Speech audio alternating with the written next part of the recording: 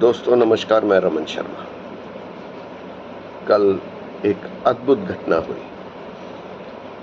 वायुसेना प्रमुख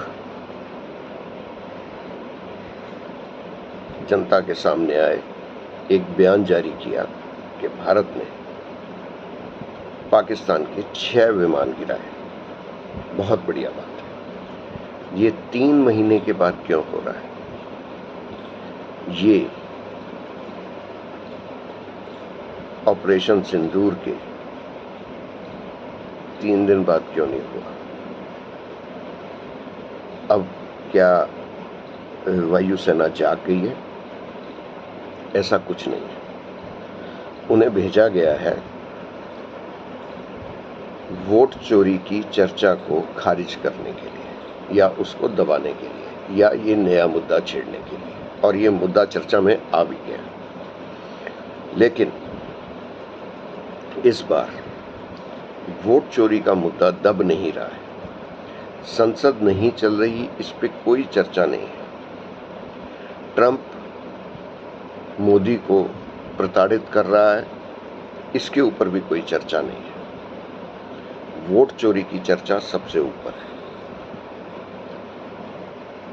नरेंद्र मोदी अब ब्रिक्स को गंभीरता से ले रहे हैं और रूस, चीन, ब्राजील इनके साथ एक गठजोड़ बना रहे हैं। ब्रिक्स का रुपया या करेंसी कैसी होगी, इसका प्रारूप भी पुतिन ने जारी किया है।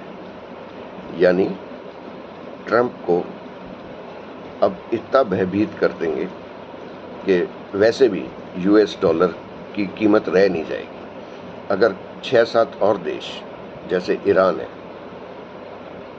कनाडा है, यूरोप के कुछ देश, फ्रांस, जर्मनी जैसे देश, अगर इन्होंने भी ऐसी ही व्यवस्था अपना ली तो अमेरिका का बर्बाद होना तय है, क्योंकि उसकी बहुत सारी कमाई डॉलर के जरिए होती है और डॉलर का भाव बढ़ा रहता है। वरना डॉलर के भाव की कोई परवाह नहीं करेगा और ना वो भाव टिक पाएगा। क्या ये 5 वर्ष पूर्व जब ये चर्चा छिड़ी थी, अगर मोदी ने इसको गंभीरता से लिया होता और ट्रंप सरकार बनाने के नारे नहीं लगाए होते, तो आज परिदृश्य कुछ और होता। जो बार बार अमेरिका अपना दबदबा दिखाने की कोशिश कर रहा है, वो दबदबा नहीं होता। यानी ट्रंप वर्सेस विश्व, ये एक स्टेज सेट होता जा रहा है। रूस का साथ छोड़ के नरेंद्र मोदी ने भारत को बहुत बड़ा झटका दिया था और अब वापस रूस का साथ लेने के लिए भारत को कुछ कीमत चुकानी पड़ रही है, जो चुकानी नहीं पड़ती। देर आए दुरुस्त आए। लेकिन वोट चोरी ने नरेंद्र मोदी के मुंह पे जो दाग लगाया है, वो पूरे विश्व में चर्चा का विषय है। उससे नरेंद्र मोदी कैसे बचेंगे, ये देखना है। नमस्कार, धन्यवाद।